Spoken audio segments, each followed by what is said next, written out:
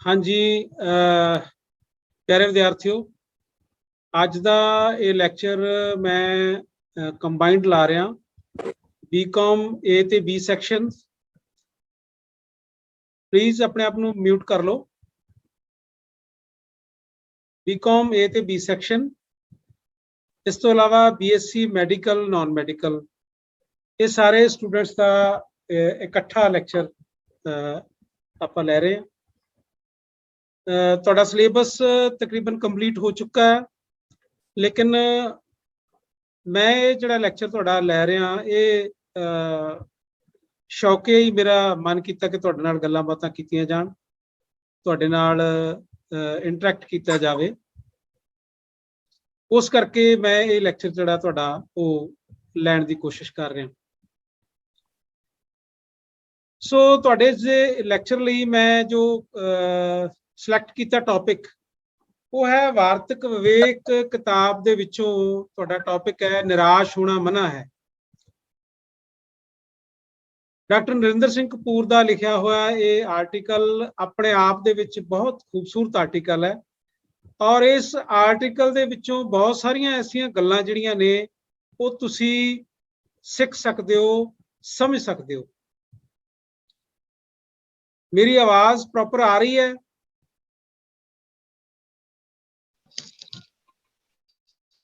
Yes sir. Okay yes sir. Okay,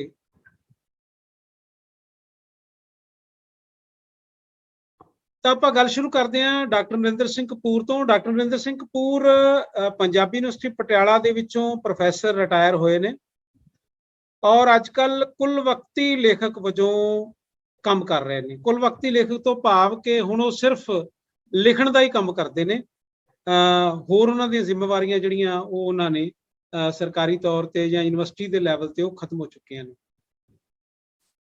Narinder Singh Kapoor ने बहुत ही motivational articles लिखे ने जिन्होंने पढ़ के जिहड़ा बंदा किसी डिप्रैशन च हुंदा है तो उन्हें एक वक्री तरह की राहत जिहड़ी है वो आर्टिकल्स दे विचों जिहड़ी उन्हें मिल जाती है। सो मैं गल करां कि जिहड़ा निराश होना मना आर्टिकल है ये अपने आप दे विच एक बड़ा मोटिवेशनल आर्टिकल है। तुहानूं बाकी प्रोफैसर साहबान ने भी जरूर ये आर्टिकल पढ़ाया होएगा, पर मैं अपनी इच्छा नाल इस आर्टिकल नूं अपनियां कुछ गल्लां बातां दे नाल तुहानूं पढ़ाउणा चाहांगा। मेरा ख्याल है कि तुसी मेरे इस लैक्चर नूं बोझ ना समझदे हुए इंजॉय करोगे और मैं इस लैक्चर की रिकॉर्डिंग इसलिए कर रहा कि जे रिकॉर्डिंग अच्छी हो जाती है तो मैं इसनूं उन्हां विद्यार्थियों लई यूट्यूब ते अपलोड कर देंगा जिहड़े अज दा ये लैक्चर जिहड़ा सुन नहीं सके होणगे या जिहड़े लेट इस लैक्चर नूं ज्वाइन कर रहे होणगे। सो आओ डिस्कस करते हैं नरिंदर सिंह कपूर का यह आर्टिकल निराश होना मना है। नरिंदर सिंह कपूर अपने इस आर्टिकल के शुरू के लिखता है कि नवे राह उन्होंने ही लभदे हैं जिहड़े राह भुल जाण। बिल्कुल ठीक, जदों असीं कोई राह भुल जाते हैं तो फिर ही असीं नवे राह नूं इजाद करने की कोशिश करते हैं, क्योंकि जे सानूं पुराना राह मिलता रहे असीं उसे रस्ते ही जाण की कोशिश करते हैं। मिसाल के तौर पर जे आपां अज तो 1.5 साल पहलां दी गल करिए तां ये स्थितियां जिहड़ियां जिहड़े नवे राह पढ़ाउण दे ये नहीं सी लभे जाने जदों सानूं मुसीबत पई कि असीं फिजिकल क्लासिस नहीं ला सकते, फिजिकली असीं पढ़ाई करन कॉलेज जां यूनिवर्सिटी दे विच नहीं जा सकते, तां साडे लई ये जरूरी हो गया कि ऑनलाइन एजुकेशन जिहड़ी है किवें हासिल कीती जा सकती है। शुरू शुरू च अध्यापक साहबान नूं भी ये चीज़ जिहड़ी है वो ठीक नहीं लगी, उन्होंने लगे कि पता नहीं ये किवें होएगा, लेकिन हौली हौली करके सारिਆਂ ने नवे राह जिहड़े है वो लभ लए। सो कहण तो भाव यह है कि नवे राह उदों ही लभदे है जदों पुराने राह भुल जाण जां पुराने राहां ते असीं जाके मंजिल नूं हासिल ना कर सकते होईए। अगे कहंदा कि इस तत्त दा सच तुहानूं किसी मारूथल जां पहाड़ च इकल्लिਆਂ विचरण नाल समझ आवेगा। जो तुसीं किसी पहाड़ी एरिए च जांदे हो, मिसाल के तौर पर जां तुसीं मारूथल एरिए दे विच जांदे हो तो मारूथल दे विच की हुंदा है कि मारूथल दे इलाके च रेत दे विच पैड़ां नूं देख के असीं अगे वधदे हां, लेकिन जदों कोई तेज़ हवा आ जाती है ਤੇਜ਼ ਹਵਾ ਦੇ ਆਉਣ ਨਾਲ ਉਹ ਜਿਹੜੀ ਪੈੜਾਂ ਹੈਗੀਆਂ ਉਹ ਮਿਟ ਜਾਂਦੀਆਂ, ਤਾਂ ਸਾਨੂੰ ਰਾਹ ਜਿਹੜਾ ਉਹ ਭੁੱਲ ਜਾਂਦਾ। ਫਿਰ ਅਸੀਂ ਨਵਾਂ ਰਾਹ ਲੱਭਣ ਦੀ ਕੋਸ਼ਿਸ਼ ਕਰਦੇ ਹਾਂ। ਇਹ ਵੀ ਪਹਾੜੀ ਏਰੀਏ ਦੇ ਵਿੱਚ ਇੱਕ ਵਾਕਿਆ ਮੈਂ ਤੁਹਾਡੇ ਨਾਲ ਸਾਂਝਾ ਕਰਦਾ ਕਿ ਬਹੁਤ ਸਾਲ ਪਹਿਲਾਂ, ਕੋਈ ਅਬਾਊਟ 15 ਸਾਲ ਪਹਿਲਾਂ, ਅਸੀਂ ਇੱਕ ਸੁੰਦਰ ਨਗਰ ਹਿਮਾਚਲ ਦੇ ਵਿੱਚ ਇੱਕ ਯੂਥ ਲੀਡਰਸ਼ਿਪ ਟ੍ਰੇਨਿੰਗ ਕੈਂਪ ਲਾਇਆ, ਜਿਸ ਦੇ ਕਿ ਮੇਰੇ ਇੱਕ ਦੋਸਤ ਡਾਕਟਰ ਜਸਪਾਲ, ਜਿਹੜੇ ਕਿ ਅੱਜ ਕੱਲ ਗਵਰਨਮੈਂਟ ਕਾਲਜ ਮੋਹਾਲੀ ਚ ਜੋਗ੍ਰਾਫੀ ਡਿਪਾਰਟਮੈਂਟ ਦੇ ਮੁਖੀ ਨੇ, ਉਹ ਕੈਂਪ ਕਮਾਂਡਰ ਸੀ ਔਰ ਉਹਨਾਂ ਦੇ ਨਾਲ ਮੈਂ ਡਿਪਟੀ ਕੈਂਪ ਕਮਾਂਡਰ ਦੇ ਤੌਰ ਤੇ ਕੰਮ ਕਰ ਰਿਹਾ ਸੀ। ਤਾਂ ਉਸ ਯੂਥ ਲੀਡਰਸ਼ਿਪ ਟ੍ਰੇਨਿੰਗ ਕੈਂਪ ਦੇ ਵਿੱਚ ਕਾਲਜ ਦੇ ਨੌਜਵਾਨਾਂ ਨੂੰ 20 ਦੇ ਗਰੁੱਪ ਦੇ ਵਿੱਚ ਵੰਡਿਆ ਗਿਆ ਔਰ ਉਹ 40 ਬੱਚੇ, ਇੱਕ ਮੇਰਾ ਗਰੁੱਪ, ਇੱਕ ਡਾਕਟਰ ਜਸਪਾਲ ਦਾ ਗਰੁੱਪ, ਸਾਨੂੰ ਇੱਕ ਟਰੈਕਿੰਗ ਏਰੀਆ ਦਿੱਤਾ ਗਿਆ ਕਿ 15 ਕਿਲੋਮੀਟਰ ਟਰੈਕਿੰਗ ਦਾ ਏਰੀਆ ਹੈ, ਤੁਸੀਂ ਇੱਥੇ ਜਾਣਾ। ਉਹ ਟਰੈਕਿੰਗ ਕੀ ਹੁੰਦੀ ਹੈ ਕਿ ਪਹਾੜੀ ਨੂੰ ਤੁਸੀਂ ਪੈਦਲ ਚੱਲ ਕੇ ਪਾਰ ਕਰਨਾ ਹੁੰਦਾ ਹੈ ਤੇ ਵਾਪਸ ਆਉਣਾ ਹੁੰਦਾ। ਉਹ ਸਥਿਤੀ ਕੀ ਬਣੀ ਕਿ ਜਦੋਂ ਅਸੀਂ ਆਪਣਾ ਪੜਾਅ ਸ਼ੁਰੂ ਕੀਤਾ ਤਾਂ ਕੁਝ ਸਮੇਂ ਬਾਅਦ ਤੇਜ਼ ਬਾਰਿਸ਼ ਜਿਹੜੀ ਹੈ ਉਸ ਏਰੀਏ ਦੇ ਵਿੱਚ ਆ ਗਈ, ਤਾਂ ਅਸੀਂ ਬੜੇ ਤਕੜੇ ਝੱਖੜ ਦੇ ਵਿੱਚ ਘਿਰ ਗਏ। ਤਾਂ ਉੱਥੇ ਇੱਕ ਪਲੇਨ ਏਰੀਆ ਆਇਆ ਤੇ ਜਿੱਥੇ ਮੈਨੂੰ ਡਾਕਟਰ ਜਸਪਾਲ ਕਹਿੰਦੇ ਕਿ ਆਪਣੇ ਜਿਹੜੇ ਨਾਲ ਵਲੰਟੀਅਰ ਆਏ ਹੈ ਸਾਰੇ ਨਿਰਾਸ਼ ਹੋ ਗਏ, ਕੀ ਹੱਲ ਕੱਢੀਏ। ਤਾਂ ਮੈਂ ਕਿਹਾ ਆਪਾਂ ਇਹਨਾਂ ਨੂੰ ਲਾਲਚ ਲਾਉਣੇ ਆ, ਕੁਛ ਨਾ ਕੁਛ, ਕੋਈ ਗਾਉਣ ਵਜਾਉਣ ਦਾ ਕਰਦੇ ਆ, ਕੋਈ ਬੋਲੀਆਂ ਪਾਉਣ ਦਾ ਕਰਦੇ ਆ। ਤਾਂ ਅਸੀਂ ਉਹਨਾਂ ਨੂੰ ਕਿਹਾ ਵੀ ਸਭ ਤੋਂ ਪਹਿਲਾਂ ਤਾਂ ਤੁਸੀਂ ਉੱਚੀ ਉੱਚੀ ਝਾਂਗਰਾਂ ਮਾਰੋ, ਜਿੰਨੀਆਂ ਉੱਚੀ ਮਾਰ ਸਕਦੇ, ਇੱਥੇ ਆਪਾਂ ਨੂੰ ਕੋਈ ਰੋਕਣ ਵਾਲਾ ਨਹੀਂ, ਚੀਕਾਂ ਮਾਰੋ, ਜੋ ਤੁਹਾਡਾ ਜੀ ਕਰਦਾ ਜਿੰਨੀ ਉੱਚੀ ਬੋਲ ਸਕਦੇ ਹੋ ਤੁਸੀਂ ਬੋਲੋ। ਤਾਂ ਉਹ ਵਿਦਿਆਰਥੀ ਨੇ ਝਾਂਗਰਾਂ ਕਿੰਨੀ ਕੁ ਦੇਰ ਮਾਰ ਸਕਦੇ ਸੀ, 2-4 ਮਿੰਟ ਉਹਨਾਂ ਨੇ ਝਾਂਗਰਾਂ ਮਾਰੀਆਂ, ਉਹ ਹੰਭ ਗਏ। ਮਨ ਦੇ ਵਿੱਚ ਇੱਕ ਡਰ ਪੈਦਾ ਹੋ ਗਿਆ ਕਿ ਵਾਪਸੀ ਪਤਾ ਨਹੀਂ ਹੋਏਗੀ ਕਿ ਨਹੀਂ ਹੋਏਗੀ, ਕਿ ਕਿਵੇਂ ਕਰਾਂਗੇ ਅਸੀਂ ਸਾਰਾ ਕੁਝ। ਤਾਂ ਉਹ ਸਥਿਤੀ ਨੂੰ ਜਦੋਂ ਫੇਸ ਕੀਤਾ ਗਿਆ ਤਾਂ ਫਿਰ ਅਸੀਂ ਉਹਨਾਂ ਨੂੰ ਕਿਹਾ ਕਿ ਤੁਸੀਂ ਬੋਲੀਆਂ ਪਾਓ, ਤੁਸੀਂ ਗਾਓ। ਉਹ ਜਦੋਂ ਅਸੀਂ ਬੋਲੀਆਂ ਪਾਉਣ ਲੱਗੇ, ਅਸੀਂ ਖੁਦ ਬੋਲੀਆਂ ਪਾਉਣ ਲੱਗੇ, ਉਹ ਵਿਦਿਆਰਥੀ ਬੋਲੀਆਂ ਪਾਉਣ ਲੱਗੇ, ਅਸੀਂ ਨੱਚਣ ਟੱਪਣ ਲੱਗੇ, ਮੀਂਹ ਪੈ ਰਿਹਾ। ਤਾਂ ਵਿਦਿਆਰਥੀਆਂ ਨੂੰ ਇਹ ਕਿਹਾ ਕਿ ਇਹ ਸਮਾਂ ਜਿਹੜਾ ਆਪਾਂ ਨੂੰ ਦੁਬਾਰਾ ਨਹੀਂ ਮਿਲਣਾ ਜ਼ਿੰਦਗੀ 'ਚ, ਅੱਜ ਮਿਲਿਆ, ਆਪਾਂ ਇਹਦੇ 'ਚ ਕਿਵੇਂ ਇੰਜੋਏ ਕਰਨਾ ਇਹ ਦੇਖੋ। ਤਾਂ ਅਸੀਂ ਖੂਬ ਇੰਜੋਏ ਕੀਤਾ ਉਸ ਇਵੈਂਟ ਨੂੰ। ਔਰ ਜਿਹੜੀ ਗੱਲ ਇਹ ਹੈ ਕਿ ਨਵਾਂ ਰਾਹ ਕਿਵੇਂ ਲੱਭਿਆ ਜਾਂਦਾ ਹੈ, ਤੇ ਜਦੋਂ ਅਸੀਂ ਵਾਪਸ ਮੁੜਨ ਲੱਗੇ ਤੇ ਜਿਹੜੇ ਰਾਹਾਂ ਤੋਂ ਅਸੀਂ ਆਏ ਸੀ ਉਹ ਸਾਰੀਆਂ ਖਾਈਆਂ ਦੇ ਵਿੱਚ ਮਿੱਟੀ ਘੱਟੇ ਨਾਲ ਉਹ ਸਾਡਾ ਰਸਤਾ ਜਿਹੜਾ ਸੀਗਾ ਉਹ ਸਾਰਾ ਜਿਹੜਾ ਸਾਨੂੰ ਲੱਭਣੋਂ ਹਟ ਗਿਆ। ਤਾਂ ਫਿਰ ਅਸੀਂ ਇੱਕ ਨਵੇਂ ਰਸਤਿਓਂ ਹੌਲੀ ਹੌਲੀ ਕਰਦੇ ਆਪਣੀ ਮੰਜ਼ਿਲ ਤੇ ਪਹੁੰਚ ਕੇ। ਕਹਿਣ ਤੋਂ ਭਾਵ ਇਹ ਹੈ ਕਿ ਨਵੇਂ ਰਸਤੇ ਜਿਹੜੇ ਆ ਉਹ ਸਾਨੂੰ ਉਦੋਂ ਹੀ ਲੱਭਣੇ ਪੈਂਦੇ ਆ ਜਦੋਂ ਪੁਰਾਣੇ ਰਸਤਿਆਂ ਤੇ ਜਾ ਕੇ ਮੰਜ਼ਿਲ ਸਾਡੀ ਪ੍ਰਾਪਤ ਨਾ ਹੁੰਦੀ ਦਿਸਦੀ ਹੋਵੇ। ਅੱਗੇ ਲਿਖਦਾ ਕਿ ਅਸੀਂ ਉਹੀ ਕੁਝ ਹੁੰਦੇ ਹਾਂ ਜੋ ਕੁਝ ਅਸੀਂ ਆਪਣੇ ਆਪ ਬਾਰੇ ਸੋਚਦੇ ਰਹਿੰਦੇ ਹਾਂ। ਜਿਹੋ ਜਿਹਾ ਸਾਡਾ ਅਮਲ ਹੁੰਦਾ ਹੈ ਉਹੋ ਜਿਹਾ ਸਾਡਾ ਚਰਿੱਤਰ ਬਣ ਜਾਂਦਾ ਹੈ। ਜਿਹੋ ਜਿਹਾ ਸਾਡਾ ਚਰਿੱਤਰ ਬਣ ਜਾਂਦਾ ਹੈ ਉਹੋ ਜਿਹੀ ਸਾਨੂੰ ਦੁਨੀਆ ਪ੍ਰਤੀਤ ਹੋਣ ਲੱਗਦੀ ਹੈ। ਤੁਸੀਂ ਦੇਖਿਆ ਹੋਣਾ ਕਈ ਬੰਦੇ ਜਿਹੜੇ ਆ ਉਹ ਮਤਲਬ ਹਰ ਇੱਕ ਬੰਦੇ ਨੂੰ ਚੋਰ ਸਮਝਦੇ। ਜਿਹੜੇ ਚੰਗੇ ਬੰਦੇ ਉਹਨਾਂ ਨੂੰ ਲੱਗਦਾ ਸਾਰੀ ਦੁਨੀਆ ਬਹੁਤ ਚੰਗੀ ਹੈ। ਕਾਰਨ ਕੀ ਹੈ ਕਿ ਜਿਸ ਤਰ੍ਹਾਂ ਦਾ ਅਸੀਂ ਸੋਚਦੇ ਹਾਂ ਕਿਸੇ ਬਾਰੇ ਉਸ ਤਰ੍ਹਾਂ ਦੀ ਭਾਵਨਾ ਸਾਡੇ ਦਿਮਾਗ 'ਚ ਆਉਂਦੀ ਹੈ। ਉਹ ਕਿਤੇ ਨਾ ਕਿਤੇ ਭਾਵਨਾ ਉਸੇ ਤਰ੍ਹਾਂ ਦੀ ਆਉਂਦੀ ਹੈ ਜਿਸ ਤਰ੍ਹਾਂ ਦੇ ਅਸੀਂ ਖੁਦ ਹੁੰਦੇ ਹਾਂ। ਉਹ ਕੀ ਕਹਿੰਦਾ ਕਿ ਕਈ ਬਸੰਤ ਵਿੱਚ ਵੀ ਉਬਾਸੀ ਵਾਂਗ ਵਿਚਰਦੇ ਆ ਤੇ ਕਈ ਪਤਝੜ ਵਿੱਚ ਵੀ ਮੋਰ ਵਾਂਗ ਨੱਚਦੇ ਆ। ਕਿੰਨੀ ਖੂਬਸੂਰਤ ਗੱਲ ਹੈ। ਕਈ ਬੰਦੇ ਜਿਹੜੇ ਆ ਕਿੰਨੀ ਵੀ ਮੁਸੀਬਤ 'ਚ ਹੋਣ ਉਹਨਾਂ ਨੂੰ ਤੁਸੀਂ ਪੁੱਛੋ ਕਿ ਕਿਵੇਂ ਆ, ਕੀ ਹਾਲ ਹੈ, ਉਹ ਕਹਿਣਗੇ ਬਹੁਤ ਵਧੀਆ, ਚੜ੍ਹਦੀ ਕਲਾ, ਬੱਲੇ ਬੱਲੇ। ਕਈਆਂ ਕੋਲੇ ਸਾਰੀਆਂ ਸੁੱਖ ਸੁਵਿਧਾਵਾਂ ਵੀ ਹੁੰਦੀਆਂ, ਸਾਰੇ ਸਾਧਨ ਵੀ ਹੁੰਦੇ ਆ, ਪੈਸਾ ਵੀ ਹੁੰਦਾ ਹੈ, ਸ਼ੋਹਰਤ ਵੀ ਹੁੰਦੀ ਹੈ, ਲੇਕਿਨ ਜਦੋਂ ਉਹਨਾਂ ਨੂੰ ਪੁੱਛਿਆ ਜਾਂਦਾ ਹੈ ਕਿ ਤੁਸੀਂ ਜ਼ਿੰਦਗੀ ਤੋਂ ਸੈਟੀਸਫਾਈਡ ਹੋ ਜਾਂ ਕਿਵੇਂ ਹੈ ਜ਼ਿੰਦਗੀ ਲੰਘ ਰਹੀ, ਤਾਂ ਉਹਨਾਂ ਦਾ ਜਵਾਬ ਜਿਹੜਾ ਬੜਾ ਨਿਰਾਸ਼ਾਜਨਕ ਹੁੰਦਾ ਹੈ। ਉਹ ਠੀਕ ਹੈ, ਟਾਈਮ ਪਾਸ ਹੋ ਜਾਂਦਾ ਹੈ, ਉਹ ਗੱਲ ਜੀ ਤਾਂ ਹੈ ਨਹੀਂ। ਮਤਲਬ ਕਹਿਣ ਤੋਂ ਹੈ ਕਿ ਤੁਹਾਡੀ ਫਿਤਰਤ ਤੇ ਨਿਰਭਰ ਕਰਦਾ ਹੈ ਕਿ ਤੁਸੀਂ ਕਿਸ ਤਰ੍ਹਾਂ ਦੇ ਬਣਨਾ ਹੈ ਜ਼ਿੰਦਗੀ ਦੇ ਵਿੱਚ। ਆਪਟੀਮਿਸਟਿਕ ਰਹਿਣਾ ਹੈ ਕਿ ਪੈਸੀਮਿਸਟਿਕ ਰਹਿਣਾ ਹੈ, ਆਸ਼ਾਵਾਦੀ ਬਣਨਾ ਹੈ ਕਿ ਨਿਰਾਸ਼ਾਵਾਦੀ ਬਣਨਾ ਹੈ। ਅੱਗੇ ਉਹ ਲਿਖਦਾ ਕਿ ਕਈ ਬਸੰਤ ਵਿੱਚ ਵੀ ਉਬਾਸੀ ਵਾਂਗ ਵਿਚਰਦੇ ਹਨ, ਕਈ ਪਤਝੜ ਵਿੱਚ ਵੀ ਮੋਰ ਵਾਂਗ ਨੱਚਦੇ ਹਨ। ਜਿਵੇਂ ਪਹਿਲਾਂ ਗੱਲ ਕੀਤੀ ਹੈ ਕਿ ਕਈਆਂ ਕੋਲੇ ਕੁਝ ਵੀ ਨਹੀਂ ਹੁੰਦਾ, ਉਹ ਫਿਰ ਵੀ ਜ਼ਿੰਦਗੀ ਨੂੰ ਇੰਜੋਏ ਕਰਦੇ ਆ। ਕਿਹਨਾਂ ਕੋਲੇ ਬੜਾ ਕੁਝ ਹੁੰਦਾ ਹੈ ਲੇਕਿਨ ਉਹਨਾਂ ਨੂੰ ਜ਼ਿੰਦਗੀ ਇੰਜੋਏ ਕਰਨੀ ਨਹੀਂ ਆਉਂਦੀ। ਅੱਗੇ ਲਿਖਦਾ ਕਿ ਕਈਆਂ ਦਾ ਸੁਭਾਅ ਬੰਦ ਨਾਲੀ ਵਾਲਾ ਹੁੰਦਾ ਹੈ, ਕਈ ਛੱਪੜ ਵਾਂਗ ਹੁੰਦੇ ਆ, ਕਈ ਝੀਲ ਜਿਹੇ ਲੱਗਦੇ ਆ, ਕਈ ਨਹਿਰ ਵਾਂਗ ਵਗਦੇ ਆ, ਕਈ ਦਰਿਆ ਵਾਂਗ ਚੱਲਦੇ ਆ, ਕਈ ਨਿਰੇ ਸਮੁੰਦਰ ਹੁੰਦੇ ਆ। ਮਤਲਬ ਬੰਦੇ ਦੇ ਸੁਭਾਅ ਦੇ ਨਾਲ ਤਸ਼ਬੀਹ ਦਿੱਤੀ ਹੈ ਵੱਖ-ਵੱਖ ਵਾਟਰ ਬੋਡੀਜ਼ ਦੀ। ਬੰਦ ਨਾਲੀ ਵਾਲਾ ਸੁਭਾਅ, ਜਿਹੜੇ ਹਮੇਸ਼ਾ ਪਿਛਾਂਹ ਖਿੱਚੂ ਵਿਚਾਰਾਂ ਦੇ ਬੰਦੇ ਹੁੰਦੇ, ਬਹੁਤ ਜ਼ਿਆਦਾ ਪੈਸੀਮਿਸਟਿਕ ਬੰਦੇ ਹੁੰਦੇ ਆ। ਕਈ ਛੱਪੜ ਵਰਗੇ ਹੁੰਦੇ ਆ, ਉਹਨਾਂ ਦੀ ਸਥਿਤੀ ਜਿਹੜੀ ਆ ਬੰਦ ਨਾਲੀ ਵਾਲੇ ਜਿਹੜੇ ਲੋਕ ਆ ਉਹਨਾਂ ਨਾਲੋਂ ਉਹਨਾਂ ਦਾ ਸੁਭਾਅ ਥੋੜਾ ਜਿਹਾ ਚੰਗਾ ਅਸੀਂ ਕਹਿ ਸਕਦੇ ਹਾਂ।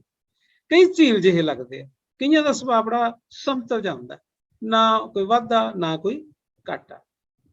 ਕਈ ਨਹਿਰ ਵਾਂਗ ਵਗਦੇ ਆ, ਕਈ ਜਿਹੜੇ ਆ ਨਾ ਉਹ ਬੜੇ ਸਿਸਟਮੈਟਿਕ ਢੰਗ ਨਾਲ ਗੱਲ ਕਰਦੇ ਆ, ਉਹ ਜ਼ਿਆਦਾ ਵਧਾ ਚੜਾ ਕੇ ਗੱਲ ਨਹੀਂ ਕਰਦੇ, ਉਹ ਸੋਚ ਕੇ ਗੱਲ ਕਰਦੇ ਆ। ਕਿਵੇਂ ਕਿ ਜਿਵੇਂ ਜਿਹੜੀ ਨਹਿਰ ਜਿਹੜੀ ਹੈ ਉਹ ਮੈਨ ਮੇਡ ਫਿਨੋਮੀਨਾ ਹੈ, ਨਹਿਰ ਨੂੰ ਮਨੁੱਖ ਨੇ ਬਣਾਇਆ, ਤਾਂ ਉਹਨੂੰ ਇੱਕ ਖਾਸ ਸੇਧ ਦਿੱਤੀ ਹੈ ਕਿ ਇੱਧਰ ਨੂੰ ਨਹਿਰ ਜਾਊਗੀ ਜਾਂ ਇੱਧਰਲੇ ਪਾਸੇ ਜਾ ਕੇ ਨਹਿਰ ਜਿਹੜੀ ਆ ਖਤਮ ਹੋਊਗੀ। ਸੋ ਇਸ ਕਰਕੇ ਕਈਆਂ ਦਾ ਸੁਭਾਅ ਜਿਹੜਾ ਨਹਿਰ ਵਰਗਾ ਹੁੰਦਾ। ਅਜੋਕੇ ਦੌਰ ਦੇ ਵਿੱਚ ਨਹਿਰ ਵਰਗੇ ਸੁਭਾਅ ਵਾਲੇ ਬੰਦੇ ਜਿਹੜੇ ਆ ਜ਼ਿਆਦਾ ਕਾਮਯਾਬ ਦੇਖੇ ਜਾ ਸਕਦੇ। ਕਈ ਦਰਿਆ ਵਾਂਗ ਚੱਲਦੇ। ਦਰਿਆ ਵਾਂਗ ਤੋਂ ਕੀ ਭਾਵ ਹੈ ਕਿ ਉਹ ਜਿਵੇਂ ਦਰਿਆ ਆਪਣੇ ਫਲੋ ਦੇ ਵਿੱਚ ਚੱਲਦਾ ਹੈ, ਜਿੱਧਰ ਨੂੰ ਉਹਦਾ ਦਿਲ ਕਰਦਾ ਉਧਰ ਨੂੰ ਹੋ ਜਾਂਦਾ ਹੈ, ਠੀਕ ਹੈ, ਵਿੰਗ ਵਲ ਵਾ ਕੇ ਚੱਲਦਾ ਹੈ। ਤਾਂ ਕਈਆਂ ਦਾ ਸੁਭਾਅ ਵੀ ਜਿਹੜਾ ਇੰਨਾ ਖੁੱਲਾ ਹੁੰਦਾ ਦਰਿਆ ਵਰਗਾ, ਉਹ ਖੁੱਲ ਕੇ ਗੱਲ ਕਰਦੇ ਆ, ਖੁੱਲ ਕੇ ਵਿਚਰਦੇ ਆ ਜ਼ਿੰਦਗੀ ਦੇ ਵਿੱਚ। ਅੱਗੇ ਕੀ ਕਹਿੰਦੇ, ਕਈ ਨਿਰੇ ਸਮੁੰਦਰ ਹੁੰਦੇ। ਉਹ ਸਮੁੰਦਰ ਹੋਣਾ ਸ਼ਾਇਦ ਮਨੁੱਖਾਂ ਦੇ ਹਿੱਸੇ ਤਾਂ ਨਹੀਂ ਆਇਆ। ਮਹਾਂਪੁਰਖ ਜਿਹੜੇ ਸਾਡੇ ਜਿਨ੍ਹਾਂ ਨੂੰ ਅਸੀਂ ਬਹੁਤ ਵੱਡੇ ਲੋਕ ਕਹਿੰਦੇ ਆ, ਗੁਰੂ ਸਾਹਿਬਾਨ ਲੈ ਲਓ ਜਾਂ ਕੋਈ ਦੇਵਤੇ ਲੈ ਲਓ, ਉਹਨਾਂ ਦਾ ਸੁਭਾਅ ਅਸੀਂ ਕਹਿ ਸਕਦੇ ਹਾਂ ਕਿ ਸਮੁੰਦਰ ਵਰਗਾ ਹੋ ਸਕਦਾ ਹੈ। ਅੱਗੇ ਕੀ ਲਿਖਦਾ ਹੈ, ਕਈ ਰਾਹ ਜਾਂਦਿਆਂ ਨੂੰ ਤਾੜੀ ਮਾਰ ਕੇ ਉਤਸ਼ਾਹ ਦਿੰਦੇ ਹਨ, ਕਈ ਆਪਣੇ ਬੱਚਿਆਂ ਦੀ ਅਸਫਲਤਾ ਉਡੀਕਦੇ ਹਨ ਤਾਂ ਕਿ ਕਹਿ ਸਕਣ ਮੈਨੂੰ ਤਾਂ ਪਹਿਲਾਂ ਹੀ ਪਤਾ ਸੀ ਤੂੰ ਇਹੀ ਕਰਨਾ ਸੀ। ਬਹੁਤ ਸਾਰੇ ਮਾਂ-ਬਾਪ ਜਦੋਂ ਕੋਈ ਬੱਚਾ ਜ਼ਿੰਦਗੀ ਦੇ ਵਿੱਚ ਫੇਲ ਹੋ ਜਾਂਦਾ, ਕਿਸੇ ਇਮਤਿਹਾਨ 'ਚ ਫੇਲ ਹੋ ਜਾਂਦਾ, ਉਹਨੂੰ ਹੌਸਲਾ ਦਿੰਦੇ ਆ, ਠੀਕ ਹੈ, ਉਹਨੂੰ ਉਤਸ਼ਾਹਿਤ ਕਰਦੇ ਆ ਕਿ ਕੋਈ ਗੱਲ ਨਹੀਂ, ਫਿਰ ਕੀ ਹੋ ਗਿਆ, ਕਿਹੜਾ ਕੁੰਭ ਦਾ ਮੇਲਾ, ਦੁਬਾਰਾ ਫਿਰ ਇਮਤਿਹਾਨ ਦੇ ਦੀ ਤਾਂ ਫਿਰ ਕਾਮਯਾਬ ਹੋ ਜਾਏਗਾ, ਠੀਕ ਹੈ। ਪਰ ਕਈ ਇਸ ਕਿਸਮ ਦੇ ਹੁੰਦੇ ਆ ਜਿਹੜੇ ਇਸ ਉਡੀਕ 'ਚ ਹੁੰਦੇ ਵੀ ਆਹ ਜਿਹੜਾ ਮੈਂ ਡਾਇਲਾਗ ਨਾ ਮਾਰਨਾ ਹੈ, ਮੈਂ ਤਾਂ ਪਹਿਲਾਂ ਹੀ ਪਤਾ ਸੀ ਤੂੰ ਕਰਨਾ ਹੀ ਕੁਛ ਨਹੀਂ, ਤੇਰੇ ਲੱਛਣ ਹੀ ਦੇਖੀ ਜਾਂਦੇ ਸੀ। ਤੇ ਕਈ ਜਿਹੜੇ ਬੰਦੇ ਆ ਉਹ ਮਤਲਬ ਰਾਹ ਜਾਂਦਿਆਂ ਨੂੰ ਵੀ ਤਾੜੀ ਮਾਰ ਕੇ ਉਤਸ਼ਾਹ ਦਿੰਦੇ। ਤੁਸੀਂ ਕੋਈ ਐਥਲੈਟਿਕ ਮੀਟ ਚੱਲ ਰਹੀ ਹੈ, ਕੋਈ ਦੌੜ ਚੱਲ ਰਹੀ ਹੈ, ਠੀਕ ਹੈ, ਜ਼ੋਰ ਕਿਹਦਾ ਲੱਗ ਰਿਹਾ ਹੁੰਦਾ, ਉਸ ਦੌੜਾਕ ਦਾ ਲੱਗ ਰਿਹਾ ਹੁੰਦਾ ਜਿਹੜਾ ਦੌੜ ਰਿਹਾ ਹੁੰਦਾ ਉਸ ਰੇਸ ਦੇ ਵਿੱਚ। ਤੁਹਾਡਾ ਜ਼ੋਰ ਬਾਹਰੋਂ ਲੱਗ ਰਿਹਾ ਹੁੰਦਾ, ਤੁਸੀਂ ਹੱਲਾਸ਼ੇਰੀ ਦੇ ਰਹੇ ਹੋ, ਚੱਕਦੇ ਖਿੱਚਦੇ ਲੈ ਗਿਆ ਹੁਣ ਤੂੰ। ਇਹ ਸਾਰਾ ਕੁਝ ਜਿਹੜਾ ਹੈ ਉਸ ਦੌੜਾਕ ਨੂੰ ਬਹੁਤ ਵੱਡੀ ਮਾਨਸਿਕ ਖੁਰਾਕ ਸਾਬਤ ਹੁੰਦਾ ਹੈ, ਜਿਹਦੇ ਬਦਲੇ ਉਹ ਰੇਸ ਜਿੱਤ ਜਾਂਦਾ। ਇਸ ਤਰ੍ਹਾਂ ਜਿਹੜਾ ਉਤਸ਼ਾਹ ਦੇਣਾ ਨਾ, ਤਾੜੀ ਮਾਰ ਕੇ ਉਤਸ਼ਾਹ ਦੇਣਾ, ਕੋਈ ਬੱਚਾ ਬਹੁਤ ਕੋਈ ਛੋਟੀ ਜਿਹੀ ਉਪਲਬਧੀ ਹਾਸਲ ਕਰਦਾ, ਕਮਾਲ ਕਰਤੀ ਤਾਂ ਬੱਲੇ ਬੱਲੇ ਕਰਤੀ, ਉਹ ਕਿੰਨਾ ਖੁਸ਼ ਹੁੰਦਾ, ਉਹ ਫਿਰ ਹੋਰ ਕੁਝ ਕਰਨ ਦੀ ਕੋਸ਼ਿਸ਼ ਕਰਦਾ। ਮਸਲਨ ਹੁਣ ਤੁਸੀਂ ਕਿਸੇ ਦੇ ਘਰੇ ਜਾਂਦੇ ਹੋ, ਉੱਥੇ ਜਾ ਕੇ ਤੁਸੀਂ ਦੇਖਦੇ ਹੋ ਕਿ ਛੋਟਾ ਬੱਚਾ ਹੈ, ਉਹ ਤੁਹਾਡੇ ਕੋਲੇ ਕਾਪੀਆਂ ਚੱਕ ਕੇ ਲੈ ਆਉਂਦਾ, ਠੀਕ ਹੈ, ਕਾਪੀਆਂ ਤੁਹਾਨੂੰ ਦਿਖਾਉਣ ਲੱਗ ਜਾਂਦਾ, ਤੁਸੀਂ ਦੀ ਕਾਪੀ ਚੱਕ ਕੇ ਪਰੇ ਰੱਖ ਦਿੰਦੇ, ਦੇਖਦੇ ਹੀ ਨਹੀਂ, ਠੀਕ ਹੈ। ਤੁਹਾਨੂੰ ਲੱਗਦਾ ਕਿ ਉਹ ਐਵੇਂ ਡਿਸਟਰਬੈਂਸ ਜੀ ਕ੍ਰੀਏਟ ਕਰ ਰਿਹਾ, ਪਰ ਜੇ ਤੁਸੀਂ ਉਹਦੀ ਕਾਪੀ ਫੜ ਕੇ ਉਹਦਾ ਜਿਹੜਾ ਵਿੰਗੇ ਟੇਢੇ ਜਿਹੜੇ ਉਹਨੇ ਅੱਖਰ ਲਿਖੇ ਆ ਉਹਨਾਂ ਦੀ ਤਾਰੀਫ ਕਰਦੇ ਹੋ, ਉਹਨੂੰ ਬੜੀ ਖੁਸ਼ੀ ਮਿਲਦੀ ਹੈ, ਠੀਕ ਹੈ। ਉਹ ਫਿਰ ਜਦੋਂ ਤੁਸੀਂ ਜਾਓਗੇ ਉਹ ਕਾਪੀਆਂ ਚੱਕ ਕੇ ਪਹਿਲਾਂ ਤੁਹਾਡੇ ਕੋਲੇ ਆਊਗਾ ਕਿ ਇਹ ਬੰਦਾ ਮੇਰੀ ਤਾਰੀਫ ਕਰਦਾ ਹੈ। ਉਤਸ਼ਾਹ, ਤਾਰੀਫ, ਇਹ ਐਸੇ ਲਫ਼ਜ਼ ਹੈ ਜਿਹੜੇ ਤੁਹਾਨੂੰ ਹੱਲਾਸ਼ੇਰੀ ਦੇਣ ਨਾਲ ਜਾਂ ਉਹਨਾਂ ਸ਼ਬਦਾਂ ਦੀ ਵਰਤੋਂ ਨਾਲ ਬੰਦੇ ਨੂੰ ਕਿਤੇ ਦਾ ਕਿਤੇ ਲੈ ਜਾਂਦੇ ਆ। ਅੱਗੇ ਕੀ ਲਿਖਦਾ ਹੈ, ਮਨੁੱਖ ਦਾ ਸਭ ਤੋਂ ਵੱਡਾ ਫਰਜ਼ ਇਹੀ ਹੈ ਕਿ ਉਹ ਜ਼ਿੰਦਗੀ ਨੂੰ ਬਰਦਾਸ਼ਤ ਕਰੇ। ਕਿਸੇ ਦੇ ਜੀਵਨ ਵਿੱਚ ਸਭ ਕੁਝ ਚਾਹੇ ਅਨੁਸਾਰ ਨਹੀਂ ਵਾਪਰਦਾ, ਤੁਹਾਨੂੰ ਉਹੀ ਮੁਸ਼ਕਲਾਂ ਪੈਣਗੀਆਂ ਜਿਨ੍ਹਾਂ ਦਾ ਹੱਲ ਤੁਸੀਂ ਕਰ ਸਕੋਗੇ। ਯਾਦ ਰੱਖਣ ਵਾਲੀ ਮਹੱਤਵਪੂਰਨ ਗੱਲ ਇਹ ਹੈ ਕਿ ਤੁਸੀਂ ਆਪਣੀਆਂ ਸਾਰੀਆਂ ਮੁਸ਼ਕਲਾਂ ਨਾਲੋਂ ਵੱਡੇ। ਮਤਲਬ ਕੀ ਹੈ, ਜੇ ਤੁਸੀਂ BSc ਦੇ BCom ਦੇ ਵਿਦਿਆਰਥੀ ਹੋ, ਤੁਹਾਨੂੰ ਕਿਹੜੀ ਮੁਸ਼ਕਲ ਆਉਣੀ ਹੈ? ਤੁਹਾਨੂੰ ਮੁਸ਼ਕਲ ਆਉਣੀ ਆ ਕਿਸੇ ਸਬਜੈਕਟ ਦੇ ਰਿਗਾਰਡਿੰਗ, ਤੁਹਾਨੂੰ ਮੁਸ਼ਕਲ ਆਉਣੀ ਆ ਕੋਈ ਕਾਲਜ ਪਹੁੰਚਣ ਦੇ ਰਿਗਾਰਡਿੰਗ, ਤੁਹਾਨੂੰ ਮੁਸ਼ਕਲ ਆਉਣੀ ਆ ਪੇਪਰ ਦੇਣ 'ਚ ਥੋੜੀ ਬਹੁਤੀ ਕਿਸੇ ਟਾਈਮ ਦੀ ਸਮੱਸਿਆ ਕਰਕੇ ਜਾਂ ਇਸ ਤਰ੍ਹਾਂ ਦੀ ਸਮੱਸਿਆਵਾਂ ਤੁਹਾਨੂੰ ਆ ਸਕਦੀਆਂ। ਇਹਨਾਂ ਦਾ ਹੱਲ ਵੀ ਤੁਹਾਡੇ ਕੋਲ ਹੈਗਾ ਕਿ ਜੇ ਤੁਸੀਂ ਪੇਪਰ 'ਚ ਲੇਟ ਹੋ ਰਹੇ ਹੋ, ਤੁਸੀਂ ਅੱਧਾ ਘੰਟਾ ਪਹਿਲਾਂ ਚੱਲ ਪਓਗੇ, ਠੀਕ ਹੈ। ਜੇ ਤੁਸੀਂ ਟਾਈਮ ਤੇ ਪੇਪਰ ਈਮੇਲ ਕਰਨਾ ਤਾਂ ਤੁਸੀਂ ਉਹ ਟਾਈਮ ਨੂੰ ਮੈਨੇਜ ਕਰ ਲਓਗੇ, ਫਟਾਫਟ ਕਰ ਦੋਗੇ। ਜੇ ਤੁਹਾਡੇ ਕੋਲ ਨੈਟਵਰਕ ਵੀਕ ਹੈ ਤਾਂ ਤੁਸੀਂ ਉਸ ਜਗ੍ਹਾ ਤੇ ਚਲੇ ਜਾਓਗੇ ਜਿੱਥੇ ਨੈਟਵਰਕ ਪ੍ਰੋਪਰ ਹੈ। ਜਿਹਦੇ ਥੱਲੇ ਕਮਰੇ 'ਚ ਨੈਟਵਰਕ ਨਹੀਂ ਆਉਂਦਾ, ਉਹ ਛੱਤ ਤੇ ਚੜ੍ਹ ਕੇ ਮੇਲ ਕਰ ਦੂਗਾ। ਮਤਲਬ ਤੁਹਾਡੇ ਉਹੀ ਸਮੱਸਿਆਵਾਂ ਆਉਂਦੀਆਂ ਜ਼ਿੰਦਗੀ 'ਚ ਬੰਦੇ ਨੂੰ, ਜਿਨ੍ਹਾਂ ਦਾ ਸਮਾਧਾਨ ਉਹ ਕਰ ਸਕਦਾ ਹੁੰਦਾ। ਇਹੋ ਜਿਹੀ ਕੋਈ ਸਮੱਸਿਆ ਨਹੀਂ ਹੁੰਦੀ ਜਿਹਦਾ ਸਮਾਧਾਨ ਨਾ ਕੀਤਾ ਜਾ ਸਕੇ। ਅੱਗੇ ਕੀ ਲਿਖਦਾ ਹੈ ਕਿ ਲੰਘ ਗਏ ਮੌਕਿਆਂ ਦਾ ਅਫਸੋਸ ਕਰਨ ਦੀ ਥਾਂ ਆਪਣੀ ਬਿਰਤੀ ਵਰਤਮਾਨ ਉੱਤੇ ਕੇਂਦਰਿਤ ਕਰਕੇ ਅਸੀਂ ਆਪਣੇ ਭਵਿੱਖ ਦੀ ਨੁਹਾਰ ਬਦਲ ਸਕਦੇ ਹਾਂ। ਅਤੀਤ ਸਾਡੇ ਵੱਸ 'ਚ ਨਹੀਂ ਹੁੰਦਾ, ਭਵਿੱਖ ਸਾਡੇ ਸਾਹਮਣੇ ਹੁੰਦਾ। ਕਿੰਨੀ ਖੂਬਸੂਰਤ ਗੱਲ ਹੈ। ਅਸੀਂ ਇਹ ਕਹਿੰਦੇ ਨੇ, ਜੇ ਕਿਤੇ ਮੈਂ ਕਨਵੈਂਟ ਸਕੂਲ 'ਚ ਪੜ੍ਹਾਉਂਦਾ ਨਾ, ਮੈਂ ਫੱਟੇ ਚੱਕ ਦਿੰਦਾ। ਜੇ ਕਿਤੇ ਮੈਂ ਐਂ ਕੀਤਾ ਹੁੰਦਾ ਨਾ, ਜੇ ਕਿਤੇ ਮੈਂ ਯੂਨੀਵਰਸਿਟੀ 'ਚ ਪਹਿਲਾਂ ਮੈਨੂੰ ਕਿਤੇ ਪੜ੍ਹਾਇਆ ਹੁੰਦਾ, ਮੈਂ ਐਂ ਕਰ ਦਿੰਦਾ। ਇਹ ਸਭ ਫਜ਼ੂਲ ਗੱਲਾਂ ਨੇ। ਤੁਹਾਡੇ ਕੋਲੇ ਹੁਣ ਕੀ ਹੈ, ਤੁਸੀਂ ਹੁਣ ਕੀ ਕਰ ਸਕਦੇ ਹੋ, ਠੀਕ ਹੈ। ਇਹ ਮਹੱਤਵਪੂਰਨ, ਤੁਸੀਂ ਹੁਣ ਕੀ ਕਰ ਰਹੇ ਹੋ, ਹੁਣ ਤੁਹਾਡੇ ਹੱਥ 'ਚ ਕੀ ਚੀਜ਼ ਹੈਗੀ ਹੈ, ਉਹਨੂੰ ਤੁਸੀਂ ਕਿਵੇਂ ਅਚੀਵ ਕਰਨਾ, ਆਪਣਾ ਟਾਰਗੇਟ ਕਿਵੇਂ ਅਚੀਵ ਕਰਨਾ। ਜੋ ਲੰਘ ਗਿਆ ਸੋ ਲੰਘ ਗਿਆ, ਭਵਿੱਖ ਤੁਹਾਡੇ ਹੱਥ 'ਚ ਹੈ। ਹੁਣ ਕਰਕੇ ਦਿਖਾ ਦਿਓ ਤੁਸੀਂ ਕੀ ਕਰਕੇ ਦਿਖਾਉਣਾ ਚਾਹੁੰਦੇ ਹੋ। ਅਸਫਲ ਉਹੀ ਹੁੰਦੇ ਹਨ ਜਿਹੜੇ ਸਫਲ ਨਹੀਂ ਹੋਣਾ ਚਾਹੁੰਦੇ। ਜਿਹੜੇ ਸੋਚਦੇ ਯਾਰ ਛੱਡ ਯਾਰ, ਕਿੱਥੇ ਤੁਹਾਨੂੰ ਆਪਣੇ ਤੋਂ ਨਹੀਂ ਹੋਣਾ, ਉਹ ਬੰਦੇ ਕਦੇ ਕੁਝ ਨਹੀਂ ਕਰ ਸਕਦੇ। ਬਿਮਾਰ ਉਹੀ ਪੈਂਦੇ ਹਨ ਜਿਨ੍ਹਾਂ ਕੋਲ ਬਿਮਾਰ ਹੋਣ ਦਾ ਸਮਾਂ ਹੁੰਦਾ ਹੈ। ਹਰ ਬੰਦਾ ਬਿਮਾਰ ਨਹੀਂ ਪੈਂਦਾ, ਠੀਕ ਹੈ। ਮੈਨੂੰ ਮਹਿਸੂਸ ਹੁੰਦਾ ਵੀ ਮੇਰੇ ਕੋਲ ਬਿਮਾਰ ਹੋਣ ਦੀ ਵੇਲ ਹੈ। ਮੈਂ ਡੇਲੀ ਕਾਲਜ ਜਾਂਦਾ, ਸਾਰੇ ਅਧਿਆਪਕ ਜਿਹੜੇ ਆ ਉਹ ਵਰਕ ਫਰਮ ਹੋਮ ਕਰਦੇ, ਤੁਹਾਡੀ ਕਲਾਸ ਲੈਣੀ ਹੈ, ਕੁਛ ਲੈਣਾ, ਉਹ ਘਰੋਂ ਲੈਂਦੇ ਆ। ਲੇਕਿਨ ਮੈਂ ਕਾਲਜ ਜਾਂਦਾ, ਕਾਲਜ ਜਾ ਕੇ ਕੰਮ ਕਰਦਾ, ਠੀਕ ਹੈ। ਮੇਰੇ ਕੋਲ ਟਾਈਮ ਹੀ ਨਹੀਂ ਬਿਮਾਰ ਹੋਣ ਦਾ। ਮੈਂ ਸੋਚਦਾ ਹੀ ਨਹੀਂ ਮੈਂ ਬਿਮਾਰ ਹੋਊਂਗਾ, ਮੈਂ ਮੰਨਦਾ ਹੀ ਨਹੀਂ ਮੈਂ ਬਿਮਾਰ ਹੋਊਂ। ਤੇ ਤੁਸੀਂ ਹੈਰਾਨ ਹੋਵੋਗੇ ਕਿ ਮੈਂ ਸਾਰੀ 27 ਸਾਲ ਦੀ ਸਰਵਿਸ 'ਚ ਕਦੇ ਮੈਡੀਕਲ ਛੁੱਟੀ ਨਹੀਂ ਲਈ। ਸਮੇਂ ਹੈ ਨਹੀਂ, ਸਮਾਂ ਬਹੁਤ ਥੋੜਾ ਤੁਹਾਡੇ ਕੋਲ। ਬਿਮਾਰ ਹੋਣ ਵਾਸਤੇ ਸਾਡੇ ਕੋਲ ਸਮਾਂ ਨਹੀਂ ਹੈਗਾ। ਉਹ ਥੋੜੀ ਬਹੁਤੀ ਪ੍ਰੋਬਲਮ ਆ ਜਾਂਦੀ ਹੈ, ਲੋਕ ਉਹਦਾ ਢੰਡੋਰਾ ਪਿੱਟਣ ਲੱਗ ਜਾਂਦੇ, ਮੈਂ ਕਮਜ਼ੋਰ ਹੋ ਗਿਆ, ਮੈਂ ਆਹ ਹੋ ਗਿਆ, ਮੇਰੇ 'ਚ ਵੀਕਨੈਸ ਆ ਗਈ। ਮੈਨੂੰ ਜੇ ਫਿਜ਼ੀਕਲੀ ਕੁਝ ਪ੍ਰੋਬਲਮ ਆਈ, ਉਹ ਮੈਂ ਛੇਤੀ ਕਿਤੇ ਕਿਸੇ ਨੂੰ ਦੱਸਦਾ ਹੀ ਨਹੀਂ, ਮੈਂ ਉਹਨੂੰ ਸੋਲਵ ਕਰ ਲੈਣਾ ਆਪਦੀ ਵਿਲ ਪਾਵਰ ਨਾਲ। ਸੋ ਬਿਮਾਰ ਹੋਣ ਦਾ ਸਮਾਂ ਵੀ ਉਹਨਾਂ ਕੋਲੇ ਹੁੰਦਾ ਜਿਹੜੇ ਬਿਮਾਰ ਹੋਣਾ ਚਾਹੁੰਦੇ ਆ, ਦੂਜਿਆਂ ਕੋਲੇ ਨਹੀਂ ਹੁੰਦਾ। ਅਕਸਰ ਜੋ ਕੁਝ ਸੰਭਵ ਹੁੰਦਾ ਉਸ ਨੂੰ ਅਸੀਂ ਪ੍ਰਾਪਤ ਨਹੀਂ ਕਰਨਾ ਚਾਹੁੰਦੇ, ਤੇ ਜੋ ਕੁਝ ਪ੍ਰਾਪਤ ਕਰਨਾ ਚਾਹੁੰਦੇ ਹੋ ਉਹ ਸੰਭਵ ਨਹੀਂ ਹੁੰਦਾ। ਹੁਣ ਮੈਂ ਕਹਾਂ ਕਿ ਮੈਂ ਤਾਂ ਰਾਸ਼ਟਰਪਤੀ ਹਾਂ, ਮੈਂ ਪ੍ਰਧਾਨ ਮੰਤਰੀ ਹਾਂ, ਮੋਦੀ ਦੀ ਕੁਰਸੀ ਤੇ ਮੈਂ ਬੈਠਾ, ਮੈਂ ਕਿਵੇਂ ਬੈਠ ਜਾਊਂਗਾ? ਮੇਰਾ ਟੇਸਟ ਹੀ ਹੈ ਨਹੀਂ, ਪੋਲਿਟਿਕਸ ਮੇਰਾ ਟੇਸਟ ਨਹੀਂ, ਮੈਂ ਪੋਲਿਟਿਕਸ 'ਚ ਗਿਆ ਨਹੀਂ, ਮੈਂ ਪੋਲਿਟਿਕਸ 'ਚ ਕੰਮ ਨਹੀਂ ਕੀਤਾ। ਮੈਂ ਕਿਹੜੇ ਫੀਲਡ ਦੇ ਵਿੱਚ ਕਾਮਯਾਬ ਹੋ ਸਕਦਾ? ਮੈਂ ਇੱਕ ਚੰਗਾ ਅਧਿਆਪਕ ਬਣ ਸਕਦਾ, ਮੈਂ ਇੱਕ ਸਵਿਰਦ ਅਧਿਆਪਕ ਬਣ ਸਕਦਾ, ਇੱਕ ਸਵਿਰਦ ਸਿੱਖਿਆ ਅਧਿਕਾਰੀ ਬਣ ਸਕਦਾ, ਕਿਉਂਕਿ ਮੇਰਾ ਫੀਲਡ ਹੈ, ਇਹ ਮੇਰਾ ਏਰੀਆ ਹੈ। ਤੁਸੀਂ ਆਪਣੇ ਏਰੀਏ ਦੇ ਵਿੱਚ ਹੀ ਕਾਮਯਾਬ ਹੋ ਸਕਦੇ। ਤੇ ਜ਼ਰੂਰੀ ਥੋੜੀ ਹੈ ਵੀ ਹਰ ਇੱਕ ਚੀਜ਼ ਤੁਹਾਡੇ ਹੱਥ 'ਚ ਹੀ ਹੋ।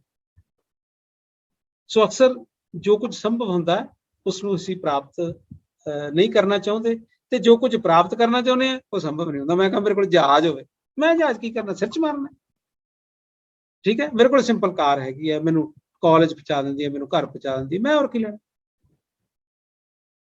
ਅੱਗੇ ਬੜੀ ਖੂਬਸੂਰਤ ਗੱਲ ਕਰਦਾ ਹੈ ਡਾਕਟਰ ਨਰਿੰਦਰ ਸਿੰਘ ਕਪੂਰ। ਅਸੀਂ ਗੁੜ ਦੀ ਡਲੀ ਨਾਲ ਟੋਭਾ ਮਿੱਠਾ ਕਰਨਾ ਚਾਹੁੰਦੇ, ਅਸੀਂ ਗੁੜ ਦੀ ਡਲੀ ਨਾਲ ਟੋਭਾ ਮਿੱਠਾ ਕਰਨਾ ਚਾਹੁੰਦੇ ਹਾਂ। ਮਤਲਬ ਕੀ ਹੈ ਕਿ ਅਸੀਂ ਮਿਹਨਤ ਥੋੜੀ ਜਿਹੀ ਕਰੀਏ, ਸਾਨੂੰ ਪ੍ਰਾਪਤੀ ਵੱਧ ਹੋ। ਦੇਖੋ ਗੁੜ ਦੀ ਡਲੀ ਨਾਲ ਤਾਂ ਟੋਭਾ ਮਿੱਠਾ ਹੋ ਰਿਹਾ, ਲੇਕਿਨ ਜੇ ਉਹਦੇ 'ਚ ਬਹੁਤ ਸਾਰੇ ਡਲੇ ਪਾ ਦਈਏ, ਚਲੋ ਸਾਰਾ ਕੁਝ ਨਾ ਪਾਈਏ, ਥੋੜੇ ਜਿਹੇ ਡਲੇ ਪਾ ਦਈਏ ਤਾਂ ਟੋਭੇ 'ਚ ਮਿਠਾਸ ਭਰ ਸਕਦੀ। ਮਤਲਬ ਕੀ ਹੈ ਕਿ ਜਿਹੜੀ ਅਸੀਂ ਮਿਹਨਤ ਕਰਦੇ ਹਾਂ, ਜਿਹੜੀ ਅਸੀਂ ਸਟੱਡੀ ਕਰਦੇ ਹਾਂ, ਇਹਨੂੰ ਪਲਾਨਡ ਤਰੀਕੇ ਨਾਲ ਕਰੀਏ, ਠੀਕ ਹੈ। ਇਹ ਨਹੀਂ, ਬਹੁਤ ਸਾਰੇ ਲੋਕ ਸਟੱਡੀ ਕਰਦੇ ਆ, ਕਿਤਾਬਾਂ ਪੜ੍ਹੀ ਜਾਂਦੇ ਆ, ਜ਼ੋਰ ਲਾਈ ਜਾਂਦੇ ਆ, ਲੇਕਿਨ ਉਹਨਾਂ ਦੀ ਉਪਲਬਧੀ ਜਿਹੜੀ ਆ ਉਸ ਪੱਧਰ ਦੀ ਨਹੀਂ ਹੁੰਦੀ। ਇੱਕ ਸ਼ਬਦ ਹੈ ਪਾਗਲ। ਦੂਜਾ ਸ਼ਬਦ ਹੈ ਗਾਲਬ। ਦੋਨਾਂ 'ਚ ਇੱਕੋ ਜਿਹੀਆਂ ਮਾਤਰਾ ਤੇ ਅੱਖਰ ਹੈ। ਗਾਲਬ ਦਾ ਨਾਮ ਸੁਣਿਆ ਹੋਣਾ ਤੁਸੀਂ, ਬਹੁਤ ਅੱਛਾ ਉਰਦੂ ਦਾ ਸ਼ਾਇਰ ਹੋਇਆ। ਗਾਲਿਬ ਇੱਕ ਸ਼ੇਰ ਦੇ ਵਿੱਚ ਬਹੁਤ ਵੱਡੀਆਂ ਵੱਡੀਆਂ ਗੱਲਾਂ ਜਿਹੜੀਆਂ ਉਹ ਕਹਿ ਜਾਂਦਾ ਸੀ। ਗਾਲਬ ਤੇ ਪਾਗਲ 'ਚ ਫਰਕ ਕੀ ਹੈ? ਤੁਸੀਂ ਗਾਲਬ ਬਣਨਾ ਹੈ, ਤੁਸੀਂ ਪਲੈਨਿੰਗ ਨਾਲ ਮਿਹਨਤ ਕਰਕੇ ਉਨਾ ਜਵਾਬ ਦੇਣਾ ਜਿੰਨੇ ਦੀ ਜ਼ਰੂਰਤ ਹੈ, ਫਾਲਤੂ ਨਹੀਂ ਦੇਣਾ। ਜੇ ਤੁਸੀਂ ਫਾਲਤੂ ਜਵਾਬ ਦਿੰਦੇ ਹੋ ਫਿਰ ਤੁਸੀਂ ਪਾਗਲਾਂ ਦੀ ਪੱਧਤੀ ਚਾਹੋਗੇ। ਜੇ ਤੁਸੀਂ ਗਾਲਬ ਬਣਨਾ, ਜੇ ਤੁਸੀਂ ਕਾਮਯਾਬ ਹੋਣਾ, ਤੁਸੀਂ ਮਿਹਨਤ ਪਲਾਨਿੰਗ ਨਾਲ ਕਰਨੀ ਹੈ। ਤੁਸੀਂ ਉਸ ਢੰਗ ਨਾਲ ਮਿਹਨਤ ਕਰਨੀ ਹੈ ਕਿ ਅਸੀਂ ਅੱਗੇ ਕਿਵੇਂ ਜਾ ਸਕਦੇ। ਕਮਲਿਆਂ ਵਾਂਗੂ ਮਿਹਨਤ ਨਹੀਂ ਕਰੀ ਜਾਂਦੀ। ਹਮੇਸ਼ਾ ਮਿਹਨਤ ਕਰਨ ਲੱਗਿਆ ਇੱਕ ਪਲਾਨ ਬਣਾਓ, ਉਸ ਪਲਾਨ ਮੁਤਾਬਕ ਮਿਹਨਤ। ਜੇ ਸਫਲ ਹੋਣਾ ਸਾਡਾ ਉਦੇਸ਼ ਹੋਵੇ ਤਾਂ ਕਿਸੇ ਵੀ ਹਾਲਤ ਵਿੱਚ ਅਸੀਂ ਨਿਰਾਸ਼ ਨਹੀਂ ਹੋਵਾਂਗੇ, ਪਰ ਅਸੀਂ ਤਾਂ ਦੂਜਿਆਂ ਨਾਲੋਂ ਵਧੇਰੇ ਸਫਲ ਹੋਣਾ ਚਾਹੁੰਦੇ ਹਾਂ, ਇਸ ਲਈ ਅਸੀਂ ਅਸਫਲ ਤੇ ਨਿਰਾਸ਼।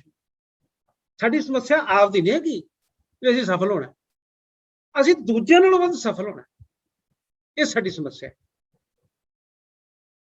ਮਸਲਨ ਜੇ ਮੇਰੇ ਕੋਲ ਇੱਕ ਛੋਟੀ ਕਾਰ ਹੈ, ਠੀਕ ਹੈ, ਛੋਟੀ ਜਿਹੀ ਕਾਰ ਹੈ ਮੇਰੇ ਕੋਲ, ਮੇਰੇ ਗੁਆਂਢ ਦੇ ਵਿੱਚ ਕਿਸੇ ਨੇ ਵੱਡੀ ਕਾਰ ਲਿਆਂਦੀ, ਮੈਨੂੰ ਸਾੜਾ ਹੋਈ ਜਾਵੇ ਵੀ ਜਦੋਂ ਮੇਰੀ ਲੋੜ ਛੋਟੀ ਕਾਰ ਦੀ ਹੈ ਮੈਂ ਛੋਟੀ ਖਰੀਦ ਲਈ। ਮੇਰੇ ਕੋਲ ਉਹਨਾਂ ਕੁ ਬਜਟ ਸੀ, ਮੈਂ ਉਹਨੇ ਕੁ ਪੈਸੇ ਦੀ ਚੀਜ਼ ਖਰੀਦ ਲਈ। ਮੇਰੇ ਗੁਆਂਢੀ ਕੋਲੇ ਪੈਸਾ ਬਹੁਤ ਜ਼ਿਆਦਾ, ਉਹਨੇ ਵੱਡੀ ਚੀਜ਼ ਖਰੀਦ ਲਈ, ਉਹਦੀ ਲੋੜ ਵੀ ਹੋਊਗੀ ਵੱਡੀ ਕਾਰ ਦੀ। ਤਾਂ ਸਾਡੇ 'ਚ ਦੂਜਿਆਂ ਨਾਲੋਂ ਵੱਧ ਸਫਲ ਹੋਣ ਦੀ ਜਿਹੜੀ ਮਾਨਸਿਕਤਾ ਨਾ, ਉਹ ਸਾਨੂੰ ਬਹੁਤ ਪਰੇਸ਼ਾਨ ਕਰਦੀ ਹੈ। ਅਸੀਂ ਆਪਣੀ ਸਫਲਤਾ ਦੇ ਵਿੱਚ ਖੁਸ਼ ਨਹੀਂ ਹੁੰਦੇ, ਅਸੀਂ ਦੂਜੇ ਦੀ ਸਫਲਤਾ ਨੂੰ ਵੇਖ ਕੇ ਸੜਦੇ ਜ਼ਰੂਰ ਆ। ਇਹੀ ਚੀਜ਼ ਸਾਨੂੰ ਪਰੇਸ਼ਾਨ ਕਰਦੀ ਹੈ ਔਰ ਸਾਨੂੰ ਪਿੱਛੇ ਲੈ ਕੇ ਜਾਂਦੀ ਹੈ।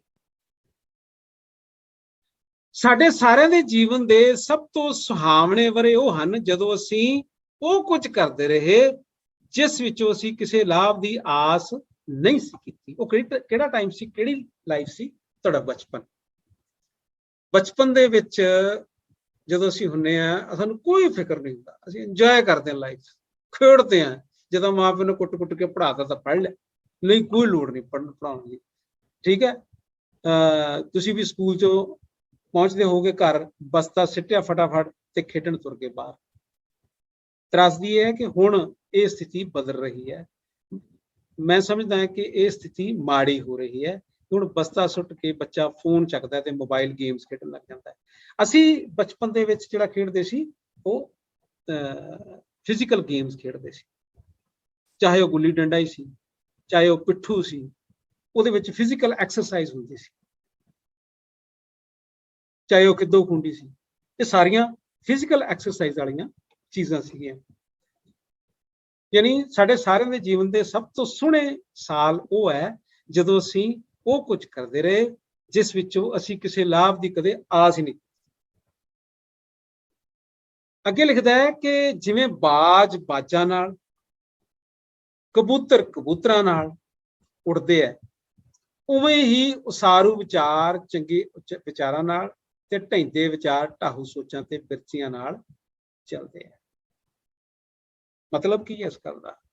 ਕਿ ਜਿਸ ਤਰ੍ਹਾਂ ਦੀ ਵਿਚਾਰਧਾਰਾ ਦੇ ਲੋਕਾਂ ਦੇ ਵਿੱਚ ਤੁਸੀਂ ਬੈਠੋਗੇ, ਜਿਸ ਤਰ੍ਹਾਂ ਦੇ ਲੋਕਾਂ ਦੀ ਵਿਚਾਰਧਾਰਾ ਦੇ ਨਾਲ ਤੁਸੀਂ ਸਾਂਝ ਪਾਓਗੇ, ਤੁਹਾਡੀ ਵਿਚਾਰਧਾਰਾ ਵੀ ਉਸੇ ਤਰ੍ਹਾਂ ਦੀ ਬਣ ਜਾਊਗੀ।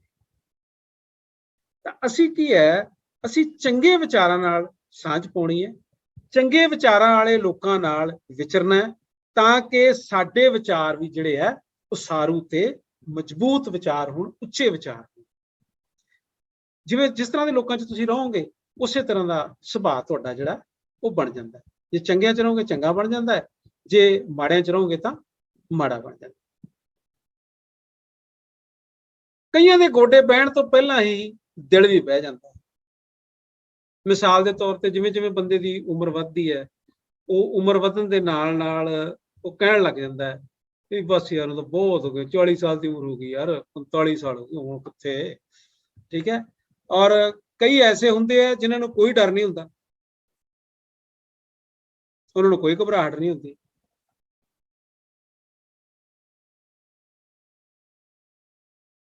ਉਹ ਹਮੇਸ਼ਾ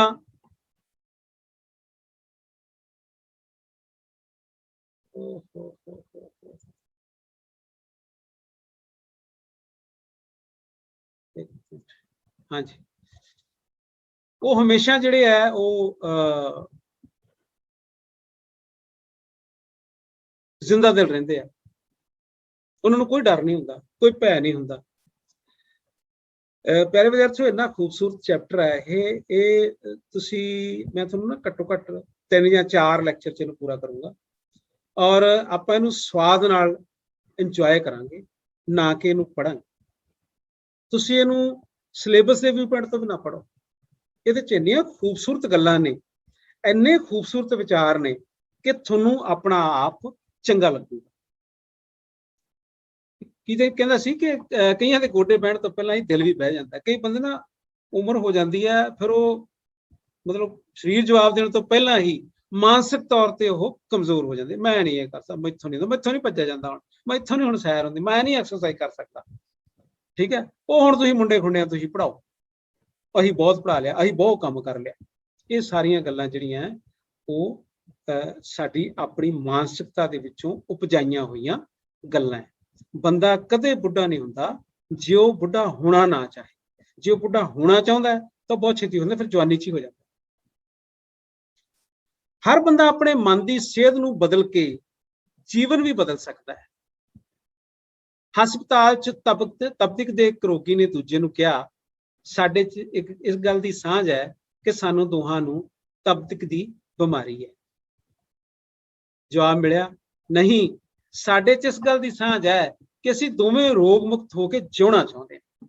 ਦੋਨਾਂ ਦੀ ਕਥਨ ਦੇ ਵਿੱਚ ਕਿੰਨਾ ਫਰਕ ਹੈ। ਇੱਕ ਦੇ ਵਿੱਚ ਨਿਰਾਸ਼ਾ, ਇੱਕ ਦੇ ਵਿੱਚ ਆਸ਼ਾ। ਆਪਟੀਮਿਸਟਿਕ ਅਪਰੋਚ ਹੈ। ਸੋ ਸਾਨੂੰ ਆਪਟੀਮਿਸਟਿਕ ਅਪਰੋਚ ਨਾਲ, ਆਸ਼ਾਵਾਦੀ ਸੋਚ ਨਾਲ ਗੱਲ ਕਰਨੀ ਚਾਹੀਦੀ ਹੈ। ਅੱਗੇ ਲਿਖਦਾ ਹੈ ਕਿ ਨਰਿੰਦਰ ਸਿੰਘ ਕਪੂਰ, ਹਾਥੀ ਨੂੰ ਆਉਂਦਿਆਂ ਦੇਖ ਕੇ ਇੱਕ ਕੀੜੀ ਨੇ ਆਪਣਾ ਡਰ ਪ੍ਰਗਟਾਉਂਦਿਆਂ ਦੂਜੀ ਕੀੜੀ ਨੂੰ ਕਿਹਾ, ਕਿੰਨਾ ਵੱਡਾ ਜਾਨਵਰ ਹੈ। ਉੱਤਰ ਮਿਲਿਆ, ਤਾਂ ਕੀ ਹੋਇਆ? ਉਹ ਇੱਕ, ਅਸੀਂ ਦੋ। ਮਤਲਬ ਕੀ ਹੈ? ਤੂੰ ਸੁੰਡ ਤੇ ਲੜ ਜੀ, ਮੈਂ ਉਹਦੀ ਪੂਛ ਤੇ ਲੜ ਜੂ, ਭੱਜਿਆ ਫਿਰੂਗਾ ਹਾਥੀ। ਹੌਸਲੇ ਦੀ ਗੱਲ ਹੈ ਕਿ ਤੁਹਾਡੇ ਚ ਹੌਸਲਾ ਕਿੰਨਾ। ਇੱਕ ਤੇ ਇੱਕ 2 ਵੀ ਹੁੰਦੇ ਤੇ ਇੱਕ ਤੇ ਇੱਕ 11 ਵੀ ਹੁੰਦੇ। ਫੀਲਿੰਗ ਲੈਣ ਦੀ ਗੱਲ ਹੈ, ਮਾਨਸਿਕ ਤੌਰ ਤੇ ਸੋਚਣ ਦੀ ਗੱਲ ਹੈ। ਜਿਹੜੇ ਪਹਾੜਾਂ ਦੀ ਅੱਛਾ, ਉਸ ਤੋਂ ਬਾਅਦ ਕੀ ਲਿਖਦਾ ਹੈ? ਬੜੀ ਖੂਬਸੂਰਤ ਗੱਲ ਹੈ, ਤੁਹਾਨੂੰ ਬਹੁਤ ਚੰਗੀ ਲੱਗੂਗੀ।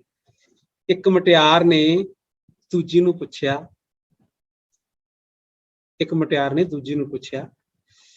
ਤੂੰ ਪਰੀਆਂ ਵੇਖੀਆਂ ਹਨ?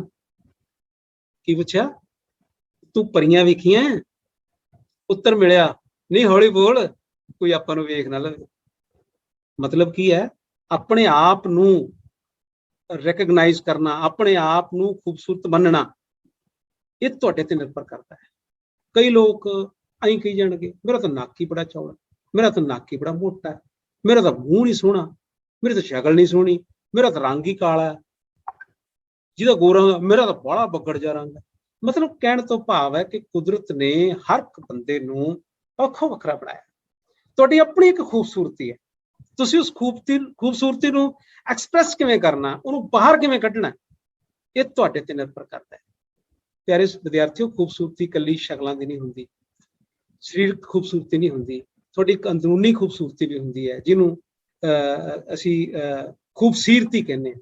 ਬੋਲਣ ਦਾ ਢੰਗ, ਤੁਹਾਡੀ ਲਿਆਕਤ, ਤੁਹਾਡੀ ਇੰਟੈਲੀਜੈਂਸੀ, ਤੁਹਾਡਾ ਜਿਹੜਾ ਤੁਸੀਂ ਦੇਖਦੇ ਹੋ ਨਾ ਫਿਲਮਾਂ ਦੇ ਵਿੱਚ, ਓਮਪੁਰੀ ਨੂੰ ਤੁਸੀਂ ਦੇਖਿਆ ਹੋਣਾ, ਅੱਜ ਕੱਲ ਤਾਂ ਉਹਦੀ ਡੈਥ ਹੋ ਗਈ। ਉਹਦੇ ਮੂੰਹ ਤੇ ਮਾਤਾ ਦੇ ਦਾਗ ਸੀ, ਬੜੇ ਭੈੜੇ ਭੈੜੇ, ਲੇਕਿਨ ਉਹ ਐਕਟਿੰਗ ਬੜੀ ਸੋਹਣੀ ਕਰਦਾ ਸੀ। ਉਹਦੀ ਐਕਟਿੰਗ ਕਰਕੇ ਲੋਕ ਉਹਨੂੰ ਬੜਾ ਪਿਆਰ ਕਰਦੇ ਸੀ। ਮਤਲਬ ਕੀ ਹੈ ਕਿ ਖੂਬਸੂਰਤੀ ਆਪਣੇ ਅੰਦਰੋਂ ਲੱਭ ਕੇ ਐਕਸਪ੍ਰੈਸ ਕਰਨੀ ਪੈਂਦੀ ਹੈ। ਥੋੜੇ ਜਿਹੇ ਜਿਹੜਾ ਗੁਣ ਹੈ ਉਹਨੂੰ ਬਾਹਰ ਕੱਢੋ। ਹਾਂ, ਬੜਾ ਸੋਹਣਾ ਇੱਕ ਕੰਪਲੀਮੈਂਟ ਆ ਰਿਹਾ ਕਿ ਸੂਰਤ ਨਹੀਂ, ਸੀਰਤ ਸੋਹਣੀ ਹੋਣੀ ਚਾਹੀਦੀ ਹੈ।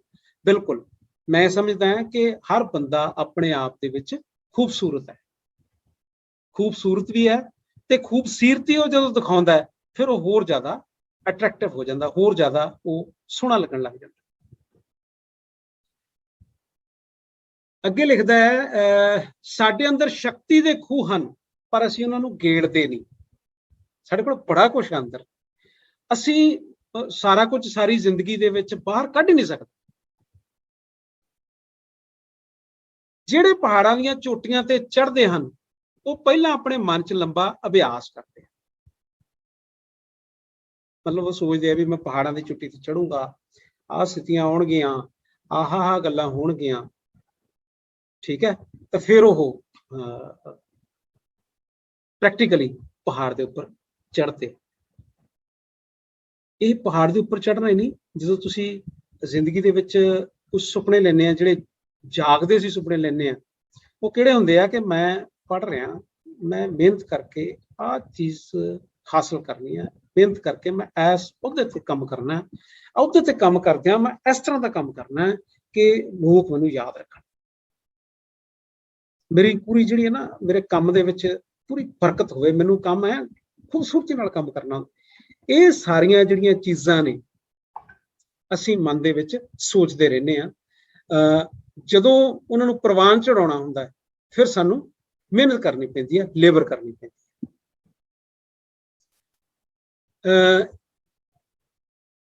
ਇਸ ਤੋਂ ਬਾਅਦ ਲਿਖਦਾ ਹੈ ਕਿ ਕੋਈ ਵੀ ਵਿਅਕਤੀ ਮੁਸੀਬਤਾਂ, ਮਜਬੂਰੀਆਂ, ਮਾਯੂਸੀਆਂ ਅਤੇ ਹਾਰਾਂ ਦਾ ਸਾਹਮਣਾ ਕੀਤੇ ਬਿਨਾਂ ਨਾ ਸਿਆਣਾ ਹੋ ਸਕਦਾ ਹੈ, ਨਾ ਤਕੜਾ ਹੋ ਸਕਦਾ ਹੈ, ਨਾ ਬਹਾਦਰ ਹੋ ਸਕਦਾ, ਨਾ ਸਹਿਣਸ਼ੀਲ।